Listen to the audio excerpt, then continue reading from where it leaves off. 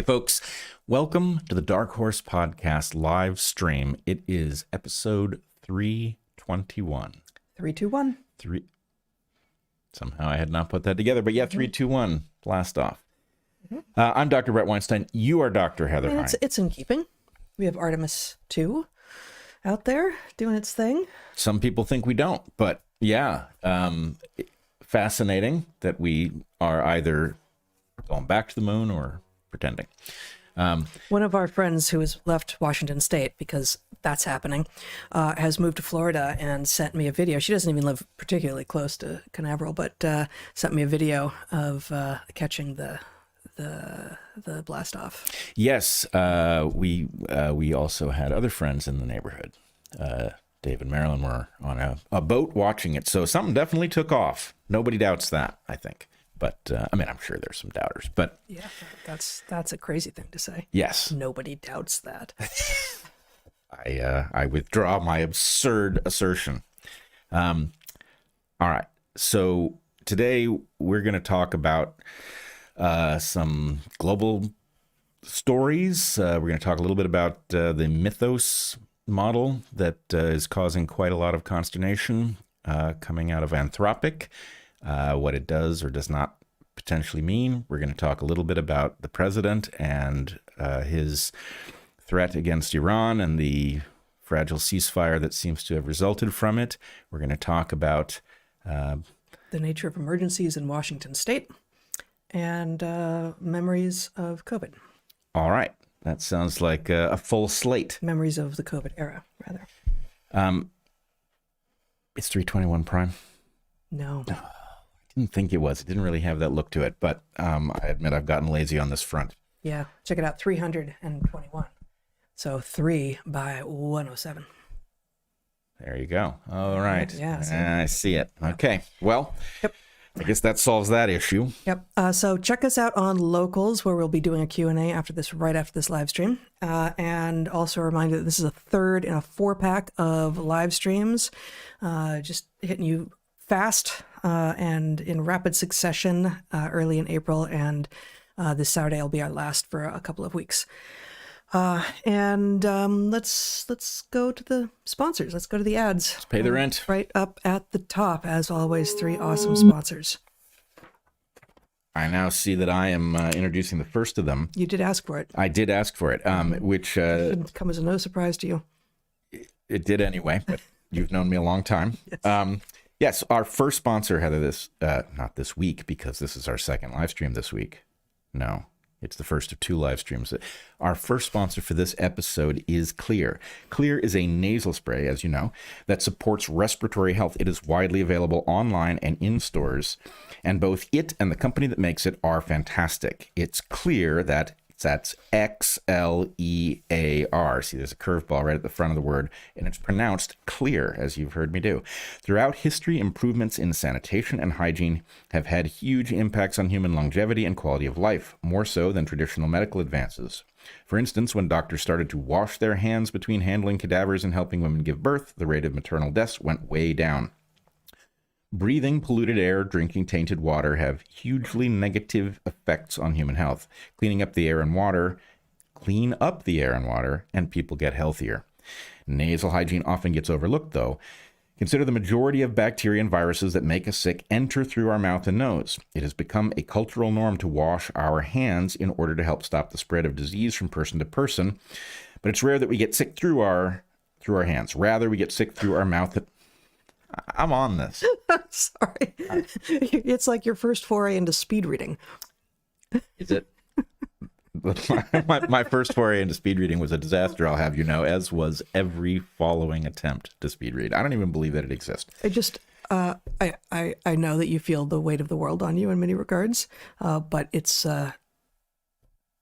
taking a little bit more time between sentences isn't gonna be the difference. Okay. Yeah. Well, in fact, I mean, actually, if you're going to grapple with the stuff that's going on at any scale, including the global, it would be really good if you didn't have a cold or something worse, and you can prevent it by spritzing some Xlear up your nose, which it is going to describe here works by preventing the adhesion of pathogens to the surfaces that they use to get into your cells. Okay, good. So you're still in there. Good.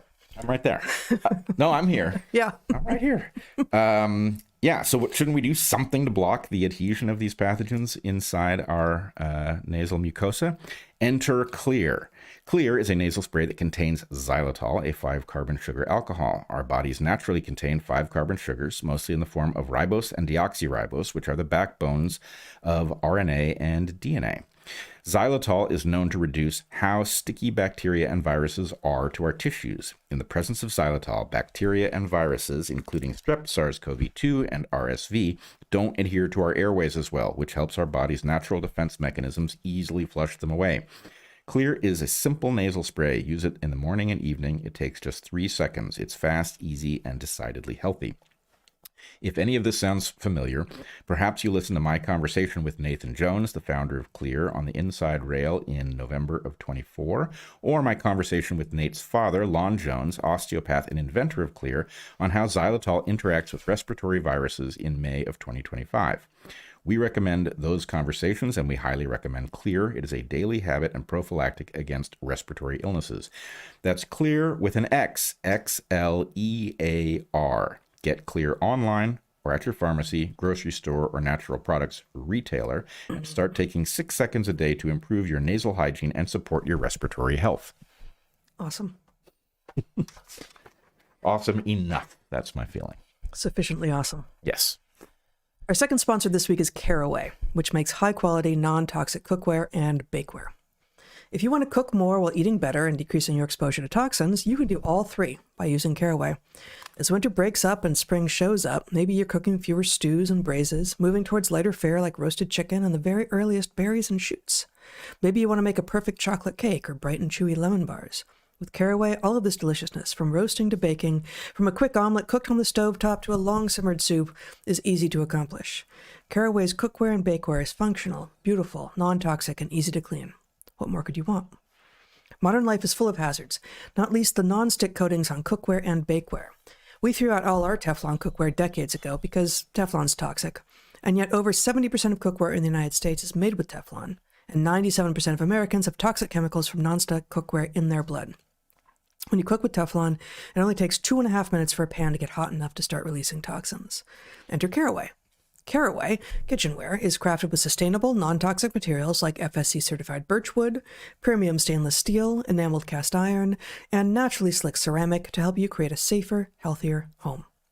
Caraway makes several lines of non-toxic cookware and bakeware. Our favorites are their stainless steel line and their enameled cast iron.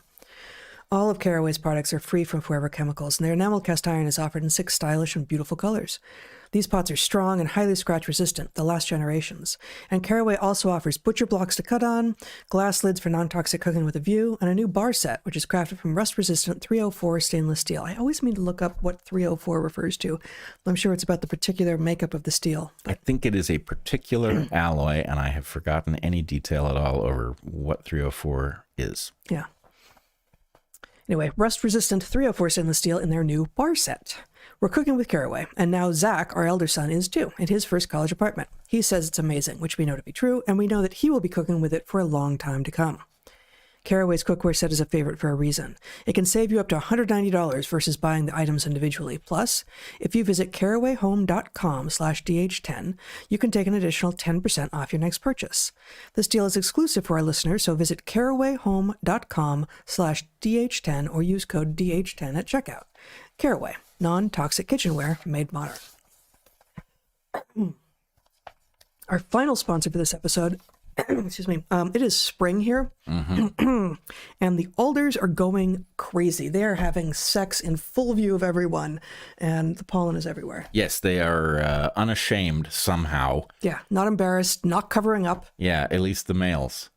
I mean, I guess that fits. But For yes. trees. Yeah, for trees. For wind-pollinated trees, apparently. Unbelievable, the volume of this stuff. Yeah, so, I mean, like, the cars are just coated, even if you've driven, 2 hours ago. You get back to it, and I they're had coated. to use the snow shovel to get the truck out this morning. Wow. All right, slight exaggeration, but we're getting there. The amount of stuff that flows off the vehicle as you pull out of the parking space. Yeah, you leave a is yellow stunning. cloud, and it's just plant sex. Yep. It's not gunk. It's not toxins. It's our actually immune systems seem to be confused about it, but nanoparticles. I mean, they're like amazing, like snowflake little structures. It's amazing. What pollen is? Yeah. Okay, so but that's my by way of apology for the today, because there's pollen on everything. Our final sponsor for this episode is Puori. That's Puori. Puori makes a wide array of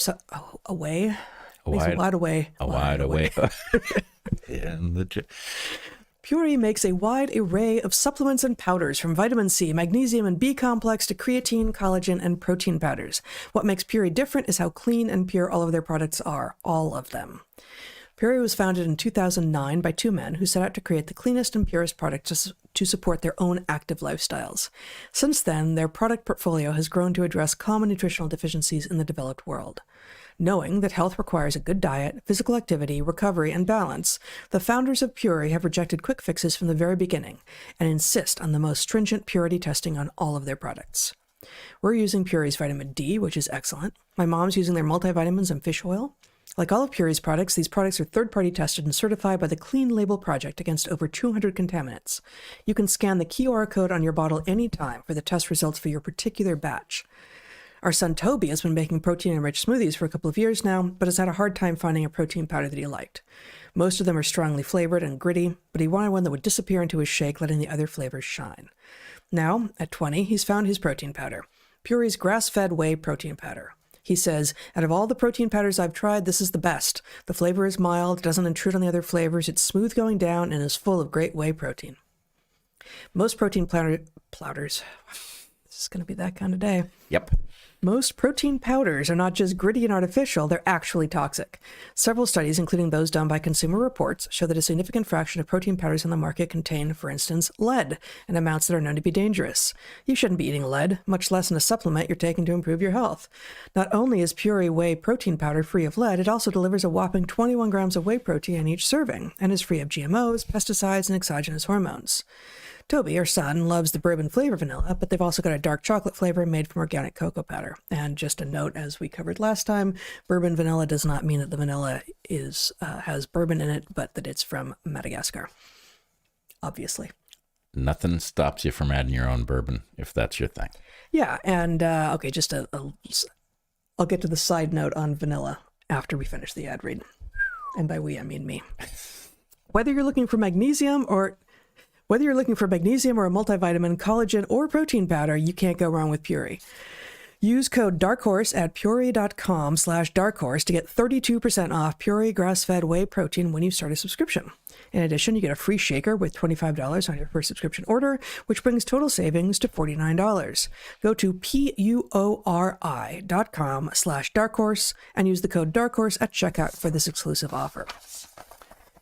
So, speaking of vanilla, and speaking of Madagascar, I will say that having, as we've talked about in the past, having known one vanilla farmer pretty well in Madagascar and known others, and knowing that, see, now you opened the door in order to increase the pollen load in the room. Actually, that's not why you not the door, the window. I can't get anything right today. But now we're going to hear the little planes occasionally going by. It's a hallmark of authenticity. Yeah, okay. That and the pollen. Yes. Like it's going to cover the desk at any minute. So anyway, I brought back a fair bit of vanilla, having bought it from a vanilla farmer, and made vanilla extract. In fact, I still have a few of these beans from, the last time I was there was in 1999. So they're getting pretty old and withered by now, but we're still using vanilla extract from extract that I've made from vanilla beans, which means that over the years, over a couple of decades, I've experimented with various alcohol bases in which to make vanilla extract. And I favor rum because I favor rum. But it occurs to me that one could make bourbon vanilla extract using bourbon, and then you'd have double dose of bourbonness, even though the first bourbon doesn't actually refer to bourbon. It'd be bourbon squared vanilla, I think. Yeah. Which, I'm sure it would be good. Yeah, except you couldn't drink it.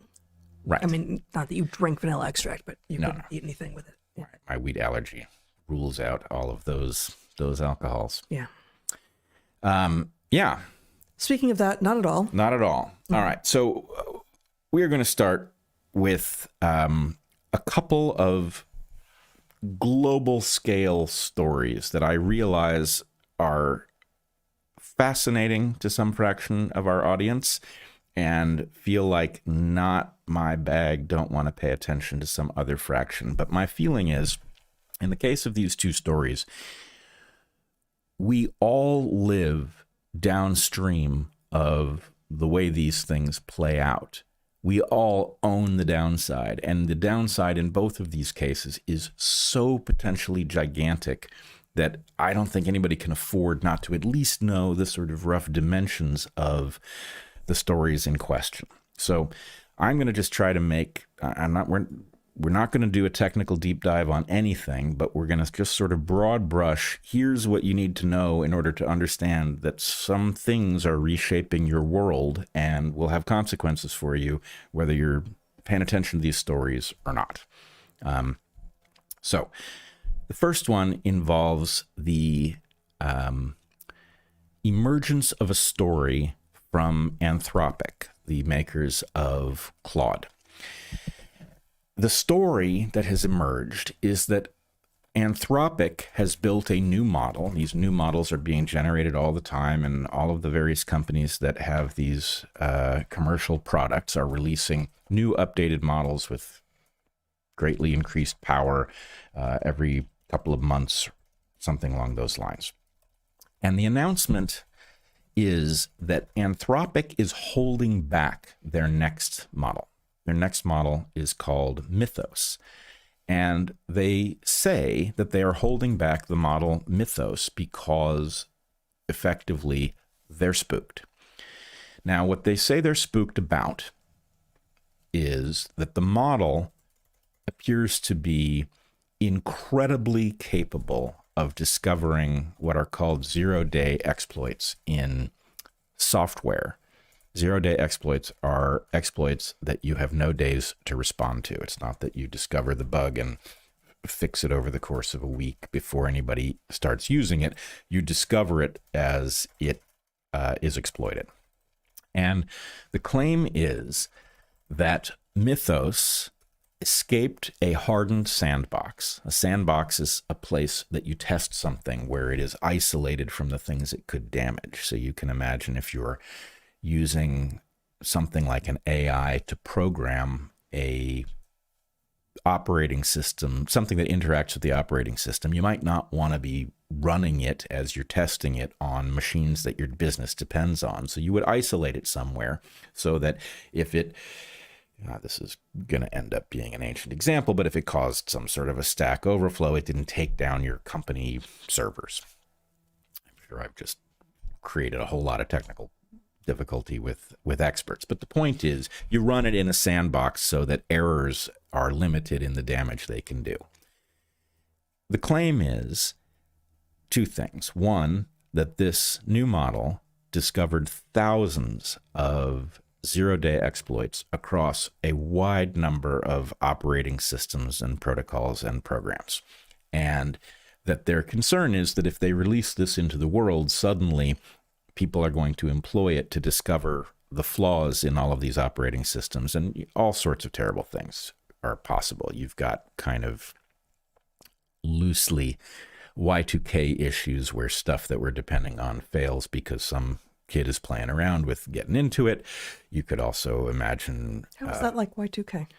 Well, just the idea that computer systems might start failing and things that we don't think about as dependent. But Y2K was a question of ancient code in which each bit was actually, each byte, each digit was so important that things got truncated such that the move from 1999 to 2000 potentially caused disaster, whereas people going in and messing is a different kind of issue. Oh, absolutely. One is malevolent and one is accidental. I don't know that it was every...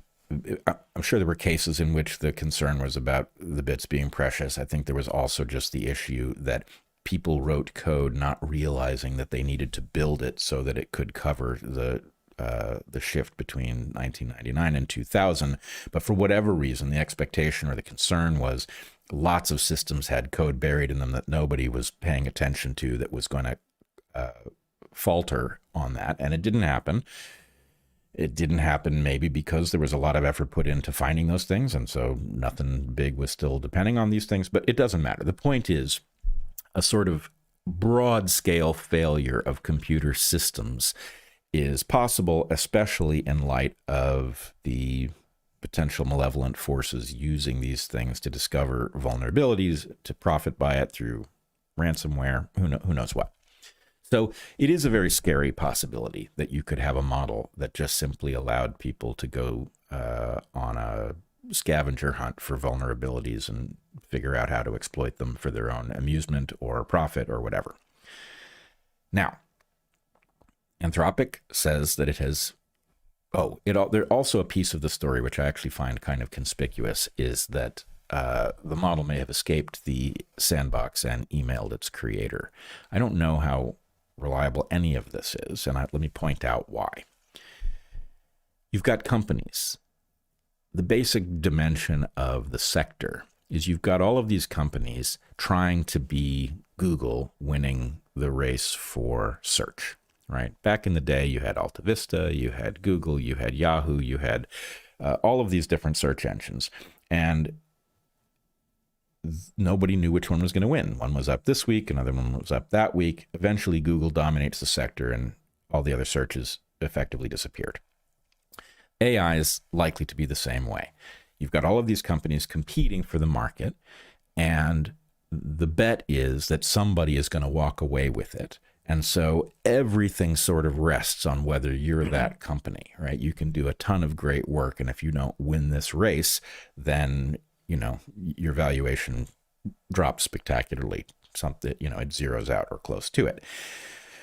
So in that circumstance, the idea of a rumor in which the idea is, we're so far ahead, we're now a threat to the world, puts consumers and analysts in a frame of mind in which the question is, well, look, if somebody's going to release a model so powerful that it's dangerous to the world, you certainly don't want to be using a competing model. You may not be able to protect yourself with the thing, but surely if you're going to be paying for some AI system, you want to pay for the best, right? So in some ways, this is, a lot of free advertising that says Anthropic is ahead of everybody else. So it's possible that this is actually not real.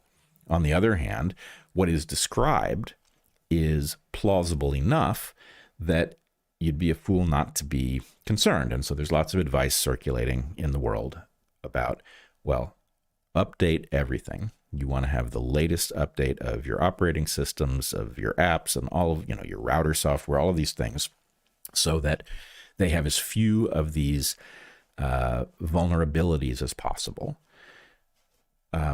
You've got Anthropic having released a version of the model in limited circulation called Glasswing, which you're supposed to use to find the vulnerabilities in your own system and patch them so that at the point Mythos emerges, those vulnerabilities don't exist to be found. So, you do have people like Mark Andreessen saying, actually, you're about to get a huge upgrade in security because AI is going to find all the vulnerabilities and these systems are going to be hardened by the experience of us trying to protect them. So that would, of course, be a good thing. On the other hand, AI is not slowing down. So the point is this just an arms race between vulnerabilities and hardening in which you don't really get a benefit because the attacks get ever more sophisticated? That seems almost inevitable. So in any case, for people in the public who are not enmeshed in this discussion, I think it is worth paying attention to, there is a social phenomenon that we all have to pay attention to, which is that what appears to be the emergence of information from the sector is, of course, very sensitive to this battle for the brass ring, right? We should expect to be lied to on the regular so that we get the impression that this system is better than that system, etc. Okay, now I have one final point here. I've been in an argument privately with people who are much more sophisticated about AI than I am. And my point to them has been, I doubt we are playing with the cutting edge. That I would imagine that the powers that be would understand very well that they needed to have the cutting edge and we needed to be generations behind in order that they retain their control. Mm-hmm. My friends who challenge me on this say that that can't really be right, and that the battle between different models effectively couldn't be simulated, and therefore it does appear that we are somewhere near the cutting edge. Now, I don't know how this plays out, but I will say there was a leak from Anthropic last week. The leak involved, I think, a well-intentioned programmer having left some sort of an auxiliary file in a system that then exposed Claude's code to the world so that people could see it. And what they saw involved at least one instance where the company had a toggle that allowed them to see a purified, more capable version of Claude than we in the public are seeing. They had like a protection that immunized them. I think it was from hallucinations, something of that nature. But the point is, we saw a glimpse of a toggle that enabled people inside the company to have access to something in the same model that we in the public do not have access to. And so that does not exactly say that I'm right in this argument about whether we're playing with the cutting edge stuff, but it is at least directionally correct that there is something about the advantage of those on the inside versus those on the outside, and it is worth paying attention to. How many such things exist? Why wouldn't they exist?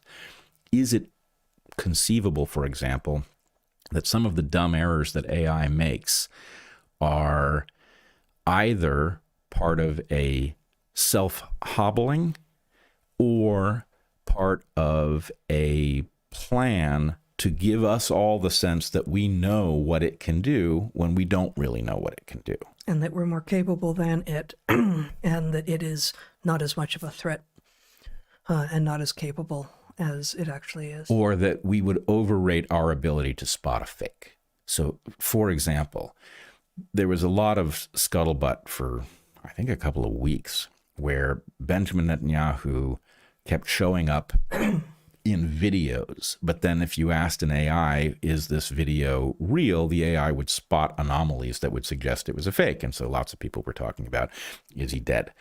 Now, I didn't touch that. I didn't think for a moment he was dead. But the idea of, well, did you notice that he has 6 fingers in that video? Did you notice that his ring disappeared? Did you notice that the, shadows on the curtain changed? The point is, okay, all of those things are plausible anomalies from an AI generated video. On the other hand, the capability for an AI to spot them as imperfect also suggests that if you're willing to point enough compute at it, they're solvable, because the point is an AI can correct the errors of an AI. How much of that do you have to do before you have something an AI can't spot? Yeah. Static rules are never going to be a thing to lay down your life over, especially not when we're talking about a rapidly evolving system. And especially when we're talking about several competing, rapidly evolving systems, an ecosystem of AI in which you've got multiple effective organisms, superorganisms, evolving against one another. Right. And so that then actually sort of points to the kind of toolkit that we are increasingly going to have to be using. Mm-hmm. And I will say, of late, I've been watching game theory break out of the sort of academic realm and into the public conversation. You and I have been talking about game theory regularly, and people are always like, well, what book can I read? Is there a textbook? And of course, there are... I rolled my eyes, but I wish that there was a good, clean answer to that question. Right. Yeah. On the other hand, the idea, I would argue game theory is not... There's a lot you can say, and there's a lot of stuff you can look at with game theory. But in one sense, it's actually a very simple lens through which to look at things, right? So, to understand what it is for things to be in competition and what that produces in terms of solutions and countermeasures it's a way of thinking. And so in any case, I'm glad to see it showing up. And the fact that we are watching game theory play out in the sector, the AI sector, and that we're going to watch game theory play out in the interface between these models and the technological world they are interfacing with. So you have a truly complex system, which is one of these AI models. It's complex because it has emergent behavior that wasn't programmed into it. Yep. And it's interfacing with all of this highly complicated stuff, right? That's an interesting dynamic right there. The highly complicated stuff being the like software with which it's built, or you're talking about the kinds of queries which it receives about like human manufactured facts? No, I mean like your computer and your phone and the hardware. The truly complicated stuff that makes the world run is now running into a technical animal, a non-biological creature that has emergent behavior. And the point is, if you're not paying attention to the fact that that interface is interesting, you're not paying attention to the right thing. You're looking at something that is more like an animal than it is like a machine in some ways, and it is now interfacing with the world of machines and animals. Okay, holy cow! None of us trained for that, right? None of us trained for that, and I feel like you've sort of snuck your way into, back to one of these concerns that we raise over and over again with regard to a mechanistic understanding of the world, a complicated understanding of the world, as opposed to this is not the right word, but an animate understanding of the world, an evolutionary understanding. That's also not quite right, but in which organic systems, which by their very nature are complex, are engaging with things that are merely complicated. And that has been going on for time immemorial, since the origin of life. That the complicated stuff existed first, and the complexity came later. But therefore, everything that is complex is always interacted with that which is complicated. But we don't often enough consider in life which kinds of systems we are actually engaging with. And there are a number of we've talked a lot about sort of what are the 10, 20, 100 really fundamental things that everyone should be able to wrestle with and be thinking about. And these things include, the differences between individuals and populations. Saying that, men are taller than women on average doesn't mean that your really tall cousin Rhonda is a man, right? So populations versus individuals, time versus space, the timeline nature of complex systems as opposed to the static snapshot that, over in biology space, sciences that should be about complex systems all too often try to smash their understanding into complicated frameworks. Ecology often does this, right? Ecology has a snapshot of what is in fact, an historic timeline of events built on contingencies. And ecology often is like, well, this is the thing we found, therefore this is the thing we're going to protect.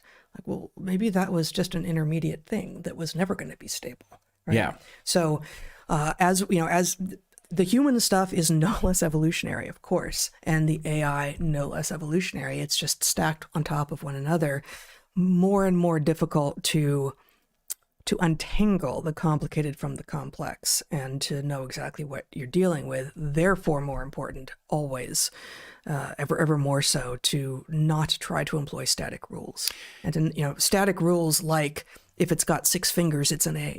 If the human has 6 fingers, an AI generated it. Well, you might start having photographs that are afterwards manipulated by humans that are actual photographs. Yeah, right? I've heard people joke that they're going to start wearing a glove with an extra finger as an alibi. Yeah. All sorts of things are possible.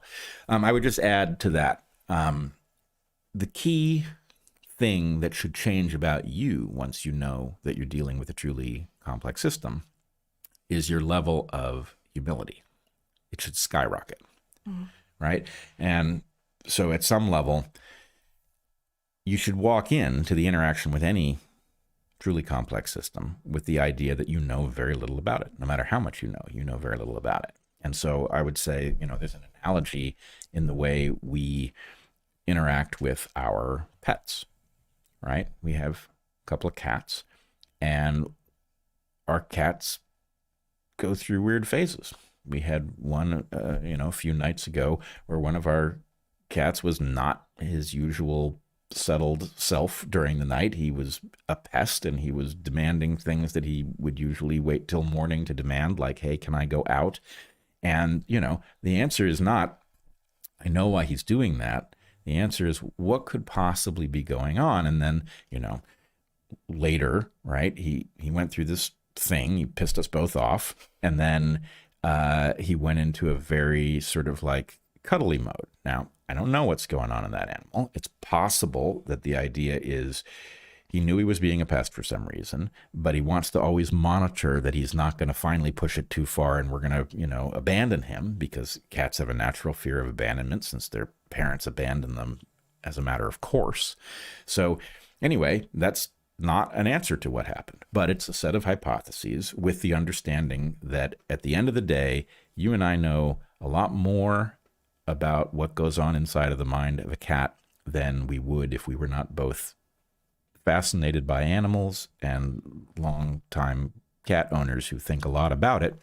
But at the same time, how much do we actually know about what it's like in there? The answer is that's limited. There are some places where we can say, when we watch our cat sit inside the cat door looking out, right? He's using it as a bird blind. His butt's on the inside of the house and his nose is sticking out. He's created a bird blind for himself, he's using which we discourage. Right, which we discourage. But he's innovated this thing. Yes. And the point is, my confidence that that's what's going on there is 99% or better. But in terms of what it's emotionally like to be a cat, that's a much harder nut to crack. But ultimately, a cat is a cat, whereas AI is not AI. Well, we don't know what it is. Right, but even if we knew what it was right now, the rate of evolution is accelerating. Yep. And cats are evolving too, as are people. But as is perhaps the primary thesis of our book, Hunter-Gatherer's Guide to the 21st Century, the rate of novelty that we are enacting on ourselves and on our planet is itself so high that even we, as the species with the greatest capacity to endure change, cannot keep up with it. And that is the case even more so for some of our products, of which AI is a prime example. All right. I should probably have prepared for this discussion. But you know where I'm going, don't you? I do, but okay. What do you want me to say? People are listening. Here is what I'm going to show you. Okay, so this graph describes 3 evolutionary phases. This is one of the things I introduced in my dissertation. And the idea is you have a space, let us call it design space. Close to the origin of the graph, you've got an innovation point. That circle is where some new thing becomes possible. Let's call it flight in bats. So you go from a gliding ancestor to a flying ancestor, and you're down here. So you've got a Cartesian coordinate system. You've got an XY axis for people who are just listening, and your 2 variables are something like speed versus maneuverability. Yeah, speed versus maneuverability would be a good one, but you could really put any 2 things variables that are desirable. Yeah, any 2 desirable characteristics. So you get an innovation. It sucks in every regard. The first flying bat was not good at flying, I promise you. And the point is, the selection on this line headed away from the origin of the graph is purifying selection. It is selection that takes all of the low-hanging fruit that can make an animal more agile, more efficient, faster, any of those things. All of those improvements happen together on this line. So what you get in this phase is improvement of everything.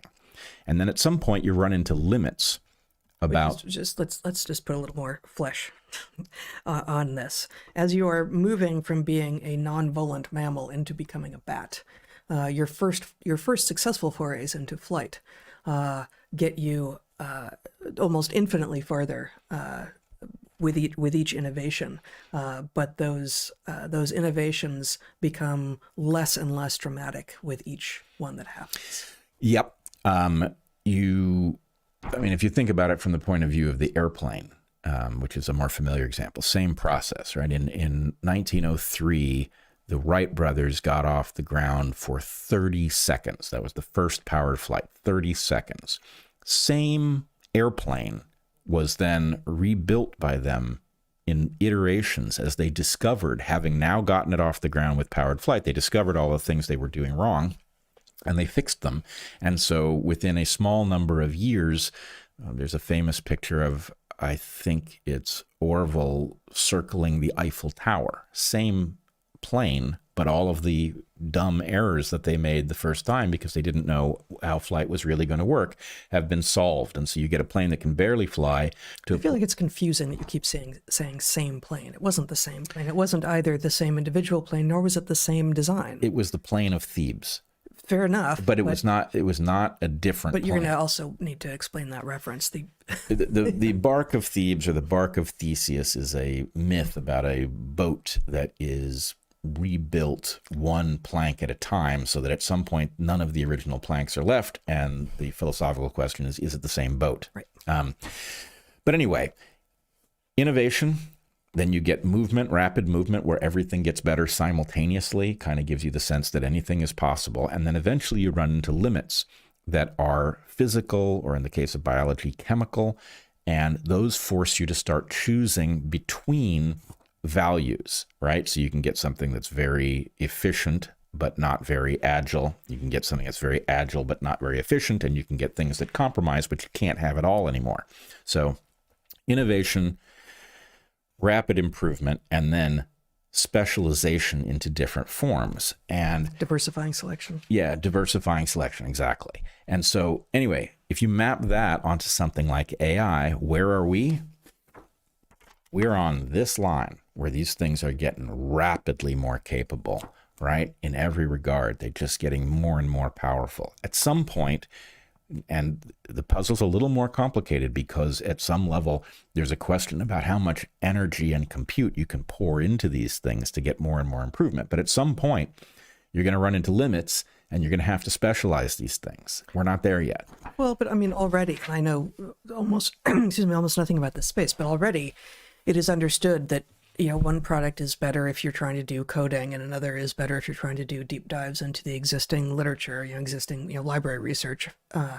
So there are things by which you can measure better and worse within the existing models. Yeah, but that's actually a different question, because if you were to zoom in on this space of purifying selection, rapidly improving of all characteristics, at any individual moment, you would get an echo of this trade-off arc up here.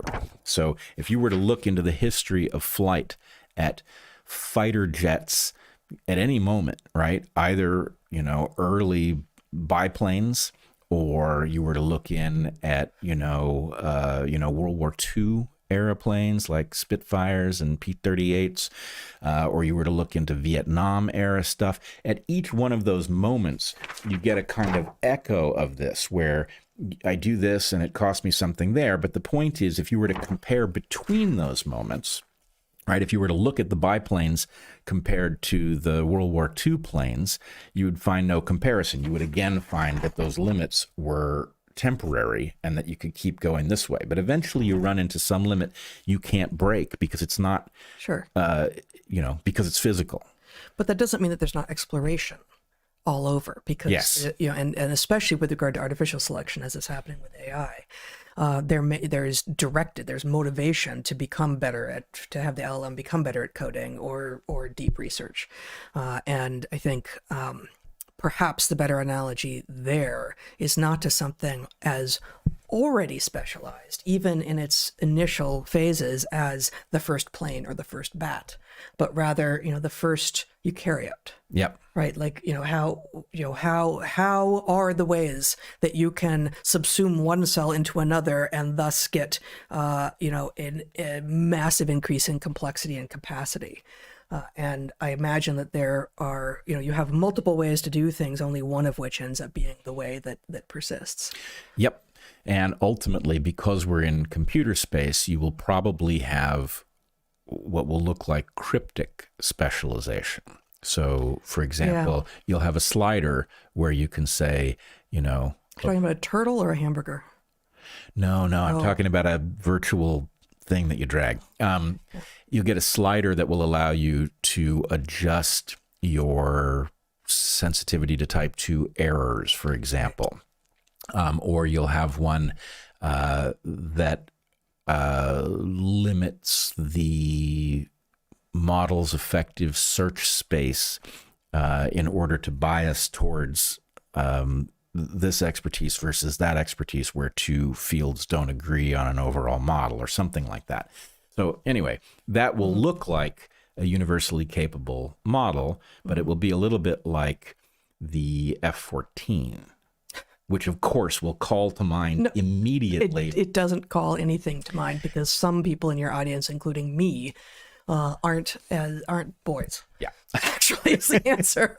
All right. The F-14 is a fighter jet, I think not used anymore or very little, that had a swinging wing. So that I did not know that. you could pull it back for... I could have gotten you to fighter jet. F. Okay, Right. got it. There you go. But swinging wing in a fixed wing aircraft? Come on, man. Exactly. What the hell? Well, So the what idea was the is advantage? a different ideal configuration. Goes through tunnels. For That's right. Flies through forest canopy better. Yeah. But the idea is rapid flight and high maneuverability or landing require or benefit from a different configuration. And so the ability to flip a lever and have it swing the wings out or swing them back. You know, it's like a That seems cat. like a huge liability. Well, the point is none of those things Let's are hinge free. those on. Right. Okay. Exactly. Well, you know, I mean, you also, a more mundane version would be fighters that have fold up wings to sit in the underbelly of a carrier. Right. That's a storage solution. That's a storage problem. Right. But the point is you still got a hinge in your wing, and, you know, there's a way to design it so that that's okay. You know, Mostly. folding bicycles are much better than you would think they are. So all of these things are possible. None of them are free ever. You got one for me a long time ago that actually just like breaks in half a bicycle. Yeah, not the a old fighter jet. You never got me a fighter jet. What the hell is going on with there?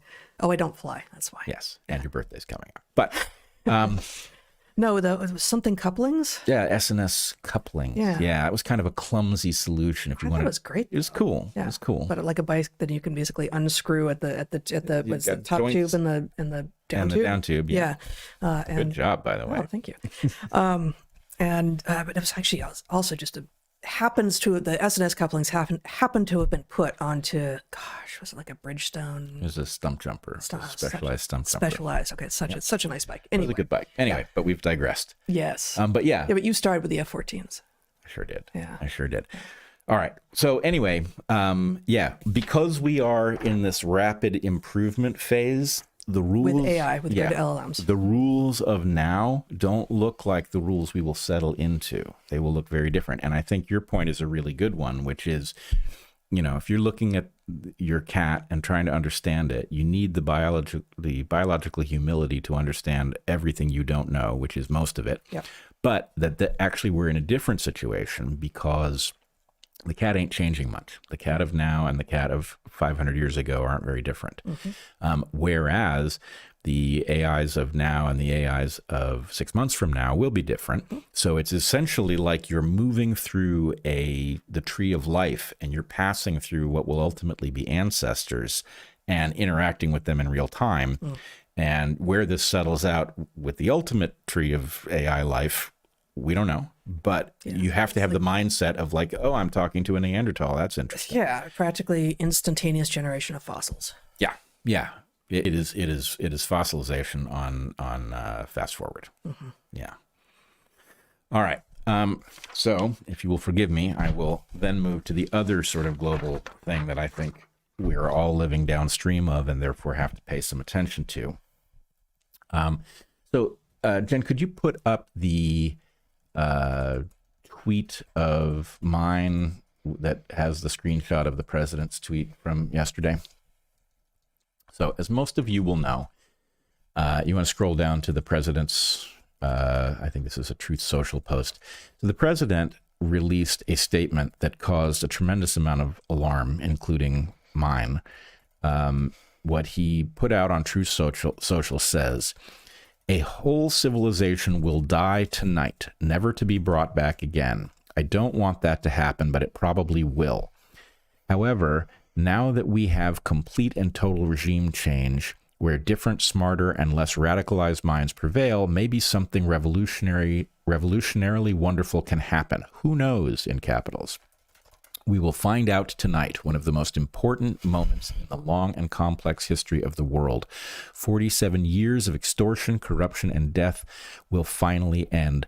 God bless the great people of Iran! ! Now scroll back up to the top of it. To remind listeners who weren't paying attention to this, as you and so many people, others were, this is from yesterday, and so it did not happen. Right. So scroll back up to the president's. So the thing that was most alarming was the setup here. A whole civilization will die tonight, never to be brought back again. Now that I took, and I still believe, is a genocidal threat. Others have pushed back, and they've said that the word civilization could refer to the regime, and that the last line of the thing, in which he says something like, God bless the great people of Iran, is meant to indicate that it is not a genocidal threat. But nonetheless, it appears to many of us to have been such a threat. I will just tell you what I tweeted so you can decide for yourself. I tweeted in response, I said, the president's threat against Iran is genocidal, even by the strictest definition. Now, what I mean by that, this is not the tweet, this is me commenting on it. What I mean by even by the strictest definition is that the formal definition of genocide says the attempt to eliminate a people in whole or in part. And so in part could be argued to be a gray area, but the president's an entire civilization will die tonight appears to be in whole, not in part. So in any case, I continue. It may be bluster, but that does not change our obligation. To work, a threat must be credible, and we must act accordingly. We attacked Iran. Any order to escalate our attack with nuclear weapons would clearly be immoral and must therefore be rejected by every person in the chain of command. Anyone who carried such an order forward would become immediately complicit. This is the lesson of history, and those who fail it will be judged harshly by it and by God. We can't have a commander-in-chief who threatens civilians idly or in earnest. The president must be removed from office for the good of the republic and the world. Now, I, of course, took no end of crap for saying that. Lots of people basically called me a liberal wuss. I don't think I'm anything of the sort.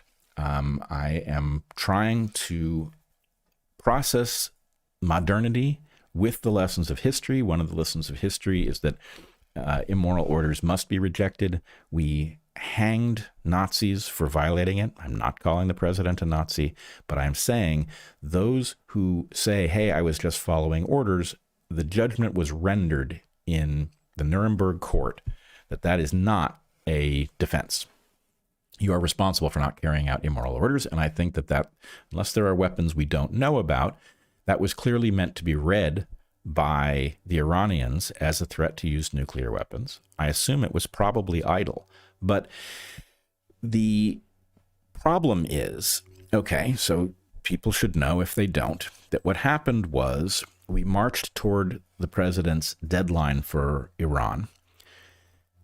We got close within a couple of hours. Bombers took off from Britain. What they were armed with, we don't know. But essentially, the Iranians presented a proposal for peace, one that contained provisions that could not possibly be accepted by the United States, but the president accepted not the provisions of the proposal, but accepted that the proposal was sufficiently in range that he would call off the attack, whatever the nature of the attack was, and a fragile ceasefire began. So I will say a couple things. One, what the president did seemed to have worked by one metric. He got the opening of a negotiation, which is not easy to do at this point because several negotiations have been attacked we've had 3 attacks on negotiations or negotiators since the beginning of conflict, not the beginning of the war itself, but in the context of this conflict. So the president was clearly engaged in extreme brinksmanship. Had he not gotten something from the Iranians, he would have had to either acknowledge this as a bluff, deliver an attack that doesn't match what he was promising and look weak, or deliver something that does match what he was promising that would put us into a whole new phase. Now, I think actually he did put us into a new phase. On the one hand, ceasefire and negotiations is good, even if the provisions that the Iranians offered won't be accepted. The president has apparently offered them 15 points. I don't think we've seen that proposal. It's private, but presumably those things are unacceptable too. But of course, that's where negotiations start.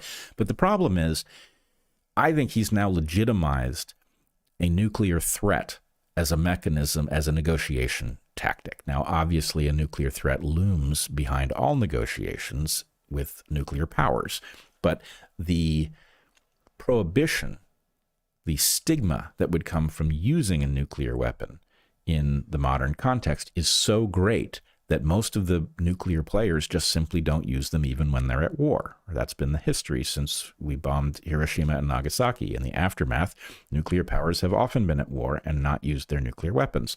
So I think that this was a dangerous kind of brinksmanship. I think it exists in a context that is most unfortunate. And I'll point out what that context is here in a second. But at the very least, I believe that he normalized the threat of the use of nuclear weapons. And I would point out to anybody who says, yeah, that's what he does. The problem is the threat has to have a degree of credibility to have any point in issuing it at all. So this is not the equivalent of when Ronald Reagan joked into a hot mic, whether it was intentional or not, and there's some debate historically, but he joked into a hot mic that the Soviet Union was going to be destroyed. The bombing starts in 5 minutes, right? It was a joke. Still, it caused a lot of consternation amongst everybody, really. But this is not that. This is a country at war threatening nuclear annihilation by implication. And even if it can be argued to have been successful, it still puts the world in greater danger than it was before such a thing had been normalized. Now, I want to talk a little bit about the unfortunate context. This is where the game theory comes in. What happened in the aftermath of Iran, I don't even want to say they blinked, because although they blinked, what they delivered that the president was then forced to accept was a fair basis for a beginning of a discussion was a radical defeat for American policy. So the Iranians put out a list of things that they required, and the president said that's acceptable as a starting point. And the point is, what the Iranians were asking for showed great strength. For the president not to laugh at it showed strength on their part. So, but here's the problem. You had the basic property in play is the Strait of Hormuz. Iran holds the world hostage by having control over that strait and refusing to open it up as long as they're under attack, understandably. The both proposals involve the opening of the Strait of Hormuz. In the Iranian proposal, the Strait of Hormuz and a substantial fee for crossing it, $2 million a ship, would be used in lieu of the reparations they initially asked for from the United States. So the idea is, well, we can indefinitely. The fee for crossing with a ship. I think so. Now, I will say, back when I was a graduate student living in the Panama Canal, huge fees for ships to pass through these waterways are standard. And Sure. Is the Strait of Hormuz similarly infrastructure rich? no, Panama Canal, it requires a ton of money to maintain and operate. 100%. But you will also notice the strange nature of Panama City sitting on the shores of the canal, which is the modern metropolis that it is because of the riches that flow in. Right. So, Although also, yes. but anyway, point is, no, the Strait of Hormuz is different than the Panama Canal. But the idea that, I mean, look, effectively what we've got is a breakdown in the rules of peaceful order and warlordism, right? You've effectively got a warlord sitting on the shores of the strait in a position to extract resources or shut down world commerce. So that's an interesting puzzle piece, completely foreseeable in the attacking of Iran. But the other thing, the other game theoretic piece that has to be understood is, and I don't think any of us have the information to understand it in any detail, but the relationship between the United States and Israel. So there's a lot of evidence to suggest that Israel does not want peace, that it has objectives here, and that to the extent that the U.S. and the Iranians are trying to work out a deal in which Iran stops getting pummeled and the world economy is released from its hostage status, Israel has other plans. So, and it has leverage. So one of the things that Iran specifically named in its requirements was a cessation of attacks, including on Lebanon. Now, what do you think happened? Well, of course, Israel continues to bomb southern Lebanon and Beirut. So anyway, we have a tweet that shows this. Yeah, Glenn Greenwald. So Glenn Greenwald says the number of these casualties in Lebanon will increase significantly, but even if this casualty number were the final toll, and again, it will increase a lot, this would be equivalent of 6 9/11 attacks for a country of Lebanon's size. Now, if that comparison strikes you as at all unfair, realize this is a comparison that the Israelis regularly make about the attack on October 7th, right? They compare it to 9/11 with regard to death toll. They correct, yeah, they correct for their population size. So if you scroll down, you can see images of bombing in Lebanon, and there's just tremendous devastation. So how this will affect they're not even negotiations yet, but the negotiations that seem to be threatening to occur if Israel has the capacity to scuttle them by acting in a provocative way. There was, I don't think I sent it to you, Jen, but there was a statement by Benjamin Netanyahu in which he effectively says, we have objectives, they're not done, our finger is on the trigger, uses very provocative language. And anyway, my basic point is this. The fate of the world arguably hangs in the balance here. The interaction between a war with Iran, the Strait of Hormuz, and the world economy it really couldn't be more dangerous. The number of, famine hangs in the balance. The ability to get fertilizer, some large percentage of the world's fertilizer passes through the Straits of Hormuz. Obviously, there's the issue of crude oil. You've got some more subtle issues with things like helium, which is a major player in sophisticated technology. All of these things are connected together in a complex system in which we appear to have intervened with simplistic ideas of what might be accomplished and in what way. And And we now have the question in which we cannot observe what is going on. It is interesting that the United States called off its attack on Iran based on signaling from Iran. Presumably behind the scenes, Israel did not want the United States to call off its attack, whatever that attack was. And the U.S. decided to do it anyway. And so the question is, what is that negotiation like? And are we in a position to make peace with Iran if Israel decides it does not want that peace made? And if so, what can we do about that? Surely we have the right to stop a war that we initiated, but our complex partnerships,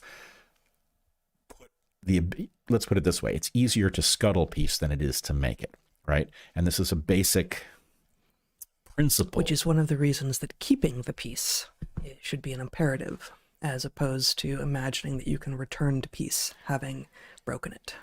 Exactly. And more on that another day, because I think there's a hidden story here that is very clarifying. So I will return to that another day. But the idea of when you have order, and actually this fits so well with what you're going to talk about, because those who are threatening our admittedly deeply flawed system domestically are playing... Our political system. Yes, our political system are playing with fire that they appear not to understand.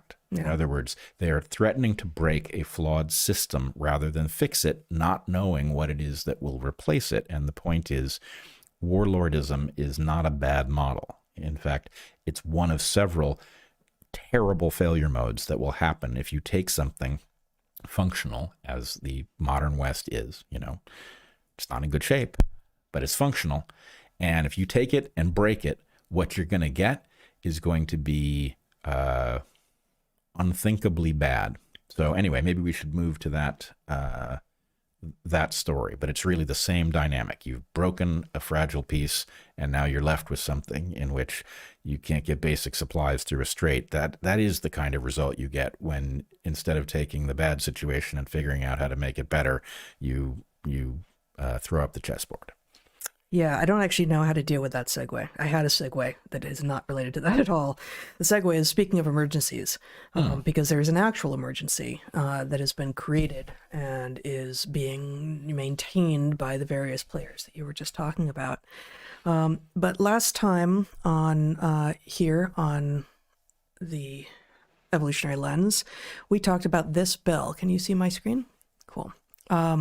Which was voted into law in the state of Washington, March 18, 2026, Senate Bill 5068, which, as we talked about last time,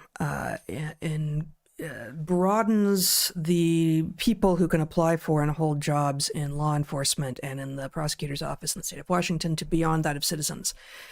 And that's what we mostly talked about. But as I pointed out as we were going through it last time, there's a thing that I couldn't really make a lot of sense of. In the very first paragraph, it specifies this as an act relating to agencies, firefighters, prosecutors, and general or limited authority law enforcement, and then the paragraph ends, semicolon, and declaring an emergency. Mm-hmm. It's like, oh, well, what's the emergency? And as I said in the last live stream, and as I reviewed again today, just to make sure I hadn't missed it, it's not a long document. It's 12 pages long, and I both read the whole thing and searched on the word emergency and anything like it. This is literally the only mention of an emergency in the entire bill. So this bill has declared an emergency without specifying what the emergency is, and I thought at the time, well, that's odd. What the hell? Well, now I have, and you can give me my screen back here for a minute. I have, actually, let's see. I now have some insight into the emergency, into the nature of the emergency, which is to say, there's not one, but it was very important that they claim there was one. So with considerable gratitude to a guy named Viet Nguyen, whom I do not know personally, I now know what this invocation of the emergency is about. So he wrote an op-ed for the Seattle Times, headlined, "I'm not a millionaire. I don't think we need a millionaire's tax." And I read that piece, and then I went sort of into his social media feed and find that he has created. He's a Washington State resident here we go, who has created this GitHub that he's calling a tracker. He says, your right to vote on new laws is being taken from you. And yeah, actually just let's go here first, why it matters.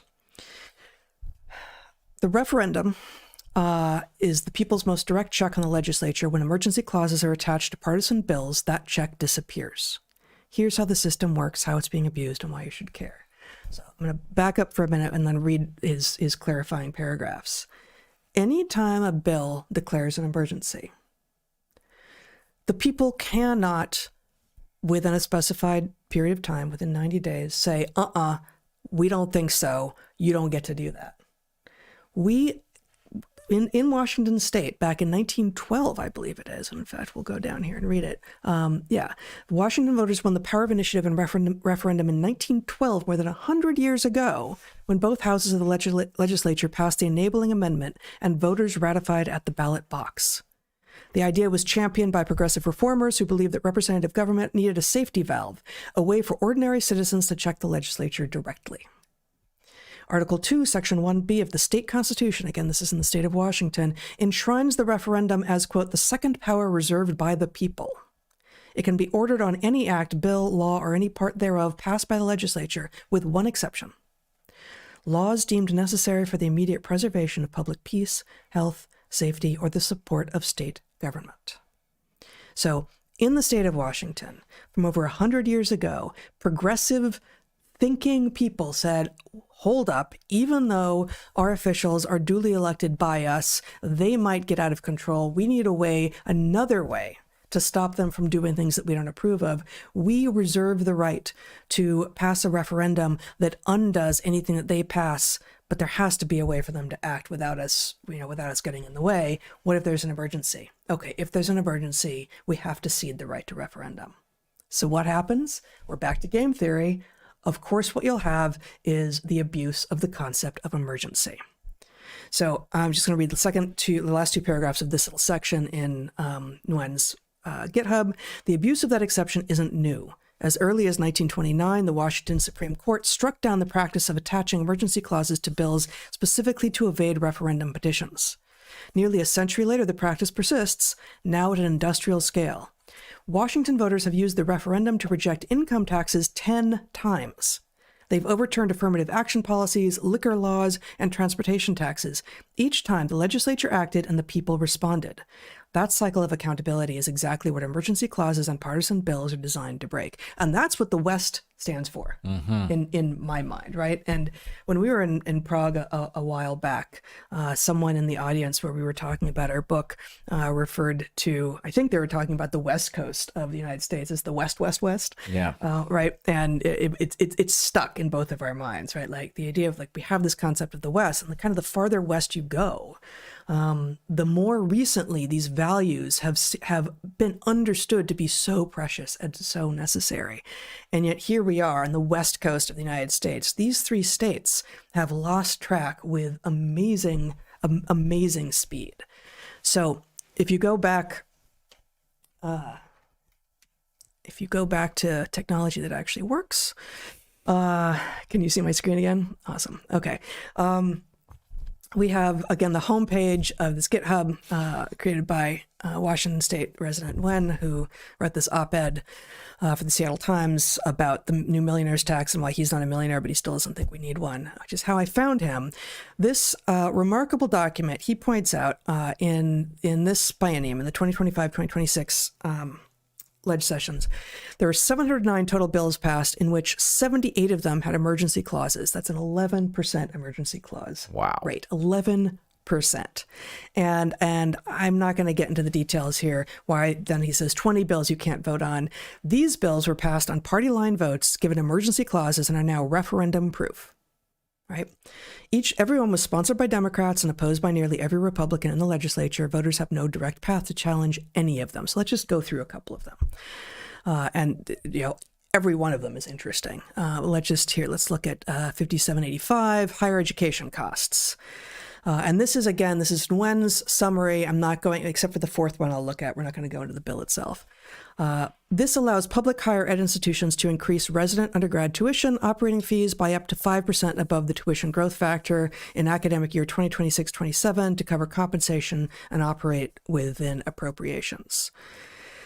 And we have limits for a reason. It also is cutting Washington College grant aid for about 18,000 students. This is an interesting one to me because this specifically is hurting the college students in the state of Washington, and it's hurting lower income students more than students with an ability to pay, which means that once again, we have evidence of a nearly complete reversal of what the two parties supposedly stand for, with the Republicans working hard to keep costs down for working class students who want to get a college degree, and the Democrats saying, fuck it, basically, and fuck them, right? So that's one of these bills that is referendum proof, passed, and there you are. The next one I want to look at is 1321 on outside militia activities. This one prohibits militias from other states from entering Washington to enforce state or federal laws without written authorization from the governor or a federal call to service. It authorizes the governor to withdraw previously granted authorization any time, including under interstate compacts per RCW, etc. And it's controversial. Again, this is Nguyen's framing, in part because it is stoking the fears and the fires, and it is not actually granting almost any new authority. So there is no new emergency again. They've claimed an emergency. This is referendum proof, but the standing as a bill in the state of Washington now with the emergency clause makes it seem like something new has happened. And now we have the ability to, no kings and, fight ICE and, all of these things. What you've done is further polarize the electorate. What you've done is further terrorize the electorate with fear, One more. This is so interesting. It's crazy. And so everyone here, and there's a ton more, are again bills that passed in this biennium in the state of Washington that are referendum proof on the basis that an emergency was invoked, and at least in the ones I've looked at, no emergency is evident, nor is it explained or described. Okay, so this one, SB 6081, is just called government record privacy. So that looks uninteresting, but check out what it's actually about. It exempts sex designation information in Department of Licensing records, that is, driver's licenses and identity cards, from public disclosure. Credentials show only current designation, no change indicator. Oh my goodness. We've been here before. Right. So here it is again on a party line vote with the Democrats in the state of Washington deciding that if you are a dude who's decided that you are not a dude at all, you get to have that be what your driver's license says with no indication that you are actually a dude. And what about if you turn out to be one of those really confused, mentally ill dudes who decides to cosplay as a woman who ends up committing crimes? Well, then it's going to be harder to find you because of this bill, which is apparently somehow an emergency? Yeah. Therefore, referendum proof. Okay, and there's one more. Give me my screen back for just a second. I'm going to find the PDF of this. Oh, here we go. Okay. And finally, we have, is this the right one? Yeah, 1531. Again, an act relating to preserving the ability of public officials to address communicable diseases, using scientifically proven measures to control the spread of such diseases, adding a new section to Chapter 70.554 RCW, creating a new section, and declaring an emergency. Mm-hmm. Referendum proof, because an emergency has been declared, even though there is no emergency obvious or explicit in the bill. And specifically, what have they done? Consistent with the policy in subsection 1 of this section, the state and local health officials must, within available resources, implement and promote evidence-based appropriate measures to control the spread of communicable diseases, including immunizations and vaccines. The state and its political subdivisions may not enact statutes, ordinances, rules, or policies that prohibit the implementation and promotion of such measures. Any such statute, ordinance, rule, or policy in place on the effective date of this section is hereby declared null and void. One of our neighbor states, Idaho, as we mentioned before, is the first state in the nation to actually have a health freedom bill on the books, thanks to our friend Leslie Manukian, Who wrote it? who wrote it and who helped pass it. And Idaho is so far the only state in the union that actually guarantees an individual's right to not have anything medical done to them that they do not want to do. Washington, meanwhile, is going the opposite direction. If you happen to live in a place that doesn't think that mandates make sense within the state of Washington, too bad. The legislators in the state of Washington have just declared a vague emergency and made their bill referendum-proof and declared that if in the future, and we're not saying we're going to, but if in the future we decide that avian flu or whatever it is so dangerous that we are going to mandate vaccines, masks, pills, whatever it is, we can do so. Including, of course, mRNA shots, which cannot be made safe. Yep. All right. I wanted to just try to wrap my mind around what's really going on here. Yeah. Okay. One thing is clear. There is an exception in the state constitution in a way that does not exist in the federal constitution for emergencies. Yes. That emergency provision neutralizes the ability of the electorate to override the legislature. This shouldn't matter very often for the following reason. Mm-hmm. The legislature is composed of people elected by the same electorate. It should be very sensitive to what people want.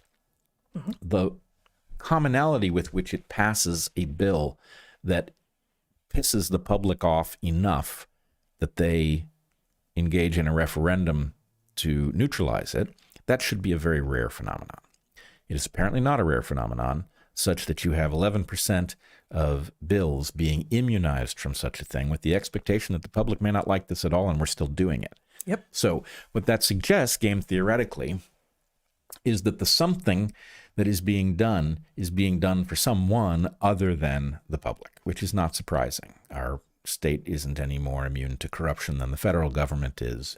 It's highly corrupt at a political level, but corrupt with a kind of impunity, right? The idea that we are not throwing the people out who are passing laws that we would vote against, we would rescind with our referendum.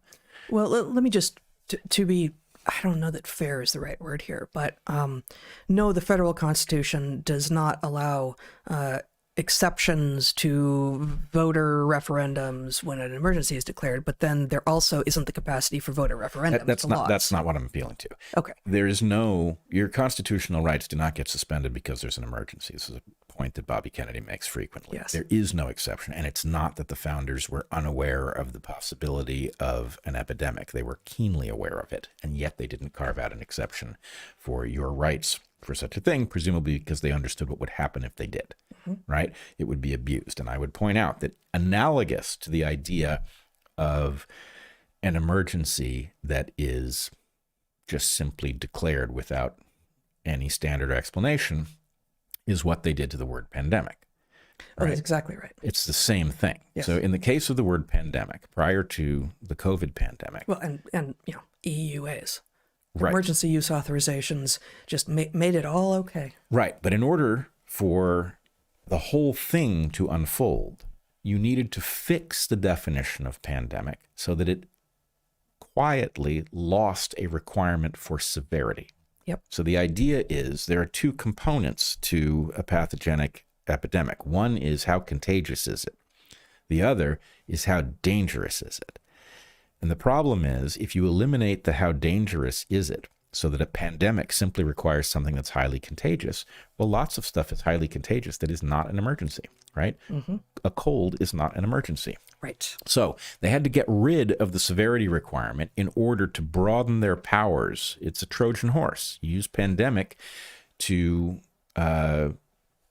bring your new powers into existence based on the fact that pandemic doesn't mean anything important. In the mind, it still requires a severity, but in the legal definition, it no longer does. And so anyway, the idea that whatever exceptions are carved out are going to be utilized by things that are not the public. And the idea, so here's what I really want to get at. How would it be possible in a state in which the people elect their representatives to have those representatives generally carve out an exception for themselves without being thrown out?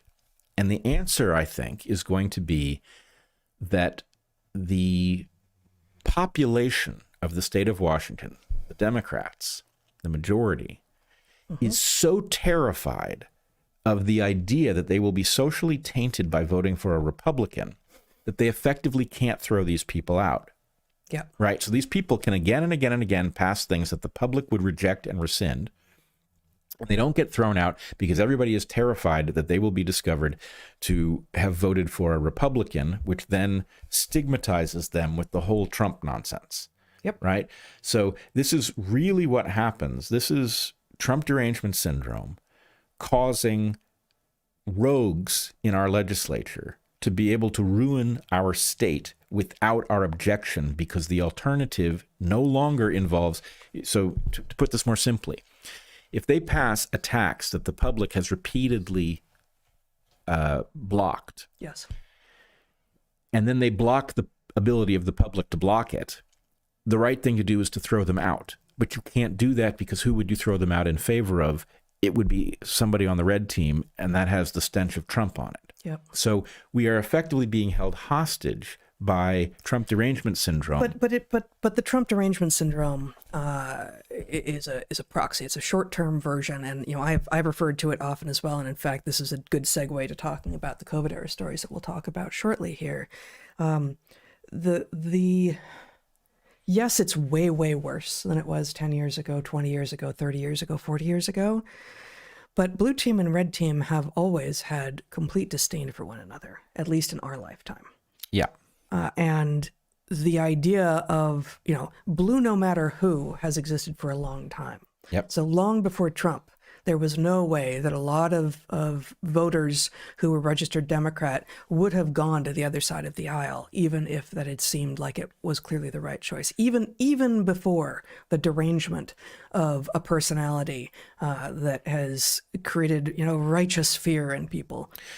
I don't disagree. Obviously, yellow dog Democrat is an ancient term. Yeah. But there is something fascinating and important about the idea. I think many people, it's very hard to get people not to cast a vote in favor of a policy that they support, or to vote against a policy that they don't support. For some reason, the idea of voting against a person who would pass a policy you don't support is unthinkable for most people. They have de-individuated, and they have taken on their party affiliation in a way that does not allow them to say, hey, wait a minute, why are you passing all of these bills and at the same time forbidding our ability to effectively veto them? Right. Right? You're doing that because you are not public spirited. You are undermining the public. And the only reason you can get away with that is because you are made artificially secure in this state by the preponderance of Team Blue voters. Yep. No, they're everything west of the Cascades in the state of Washington, with the possible exception of a few places on the Olympic Peninsula, it's just not going to go red.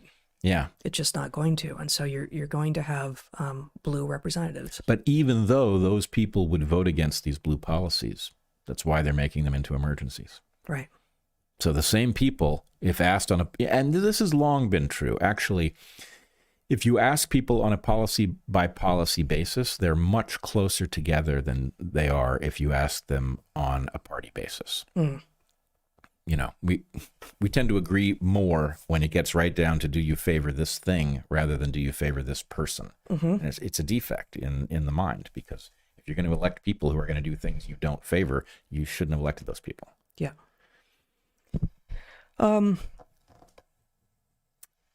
Okay, I do want to finish by talking a little bit about the COVID era stories project.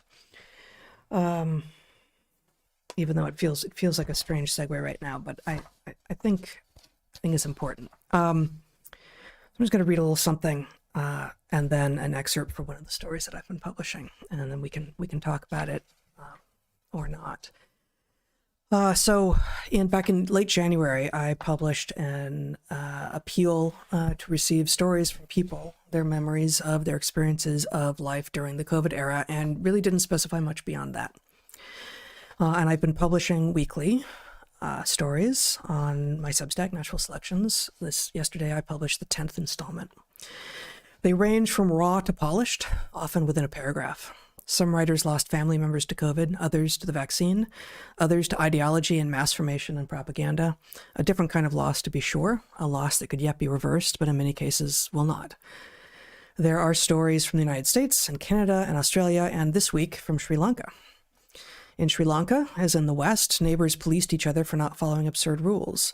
In fact, I could maybe put some of these up just as I am going through them. In Sri Lanka, as in the West, neighbors policed each other for not following absurd rules. The author was chastised for not wearing a mask while running outside on the small stretch of lane on which he was allowed to run. For safety, of course. All of it for our safety. In-person schooling went missing for nearly 70 weeks in Sri Lanka. Large chunks of childhood simply vanished, the author writes. But he also saw things that reassured him, that he was among people, not robots, not automatons, but humans with agency. He writes, under curfew, under surveillance, under rules that often made little sense, there was resilience, improvised, uneven, human. It is a kind of steadiness that wealthier nations, less accustomed to scarcity, might struggle to imagine. Another author, I think I'm not going to be able to flip through these as I write. This one, another author in America, the matriarch of a loving and large family, lost her healthy, fit 25-year-old son to COVID. That was never supposed to happen. Healthy, fit 25-year-old son. Yeah. The whole family got sick with COVID, and his blood oxygen dipped below 70. His sister took him to the hospital. No visitors were allowed, and they never saw him again. Another author volunteered with a group called Ageless, which matched people with elders who lack social connections. She became friends with her match, even though they never met directly. They lived over an hour away from one another, so their friendship was almost entirely by phone or Zoom. A year in, she was told she couldn't continue to have those Zoom calls anymore because she wasn't vaccinated against COVID. Policy is policy. What are you going to do? A professional musician writes of watching as his symphony, driven by management and then by their own union, became tyrannical and mean. You don't have to have my screen up because it's irrelevant to what I'm reading now. A professional musician writes of watching as his symphony, driven by management and then by their own union, became tyrannical and mean, depriving people not just of employment, but even of health insurance, for the sin of not being vaccinated. He himself was vaxxed, but knew that what was happening was wrong. He fought on others' behalf. Few people did that. He stayed in so that he could continue to do what he loves, and so that he can continue to fight for others, and wonders if it was the right decision to do so. Wow. An acupuncturist working as an instructor at a university lived the twin decay of higher ed and the social contract. First, his institution was swallowed by another, and working conditions fell into chaos and abuse. And then he objected to vaccine mandates. He told his faculty colleagues, quote, "We can't mandate an experimental medical product for students to attend class," end quote.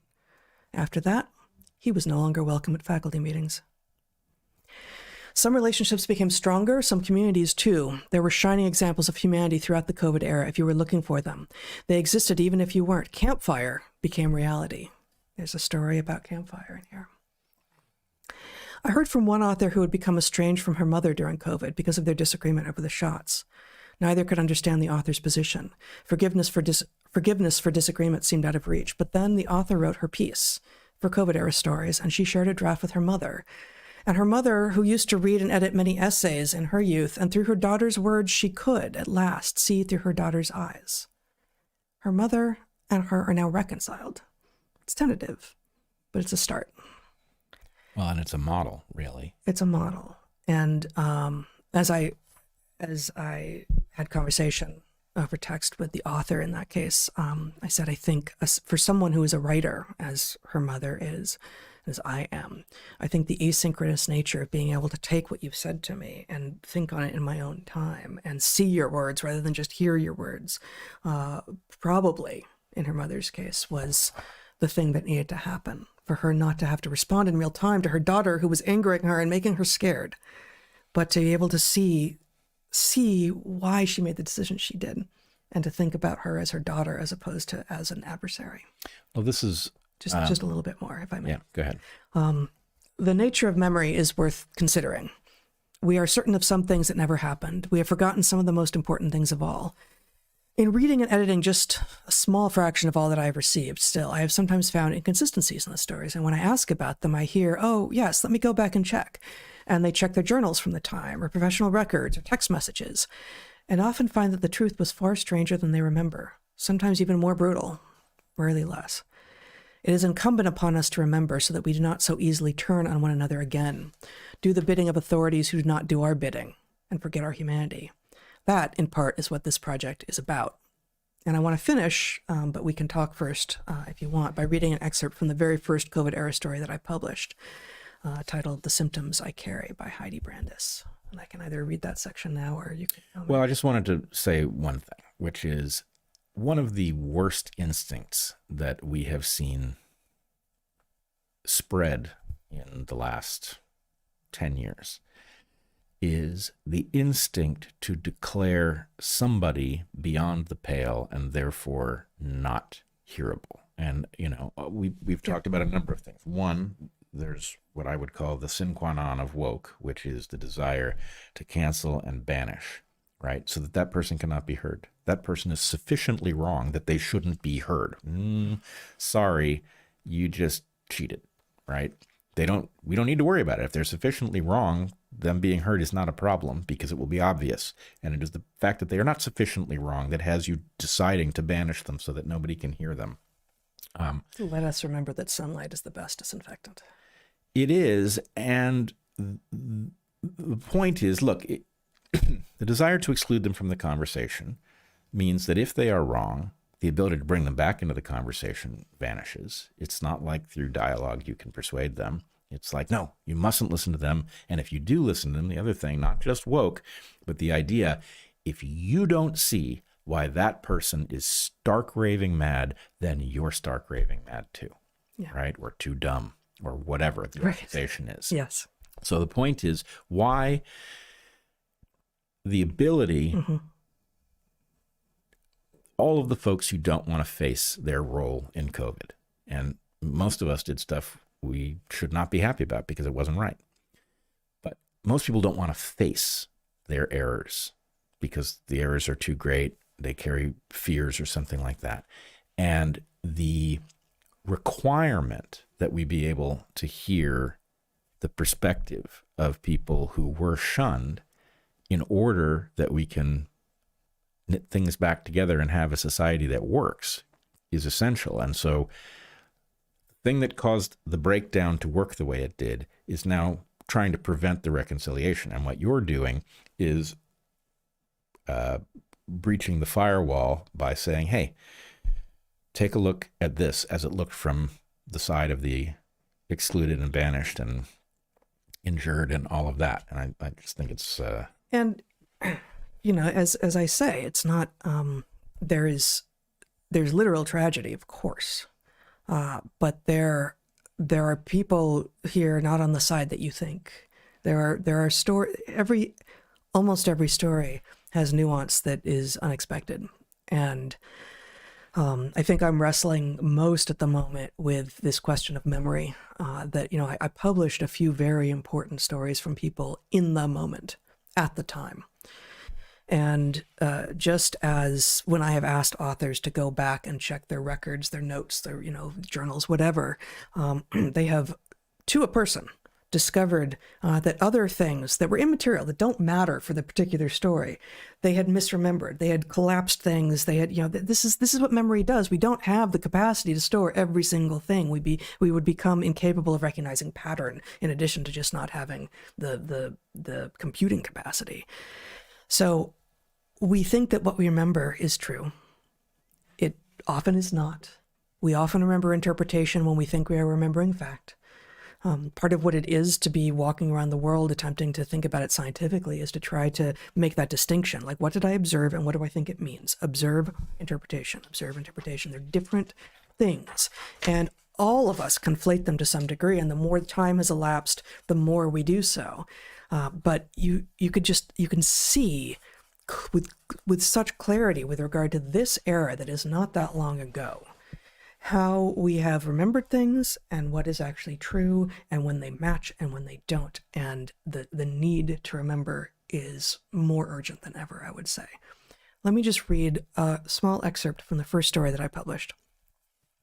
A piece called The Symptoms I Carry by Heidi Brandis. A great piece. All of these are, and I didn't make mention of all the ones I've published or any of the ones I haven't yet. And there's many more in the queue and many, many dozens more I haven't even looked at yet.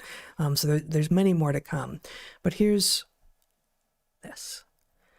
My relationship with Ash lasted 28 years, she writes. We met at Rogers State College in Claremore, Oklahoma, when I was barely old enough to rent a car, and he was a student with opinions about everything. We bought 12 acres in Arkansas with a cave on it because we were the kind of people who thought owning a cave was a reasonable life decision. We joined the Society for Creative Anachronism and spent over 20 years in medieval garb, fighting pretend battles and singing real songs around campfires that burned until dawn. Then Trump happened. Then COVID happened. And those two catastrophes became the same catastrophe, twisted together like kudzu strangling a fence line. The arguments started before the pandemic. They started with an election and a red hat in a country that seemed to be splitting down the middle like a log under an axe. Ash was a conservative.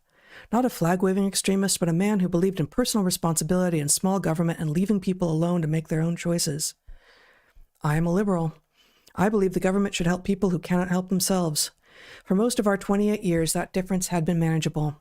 We sharpened each other. We argued over dinner and went to bed together to cuddle anyway. But something changed when the pandemic hit. The virus became a loyalty test. You were either afraid of COVID or afraid of tyranny, and there was no middle ground.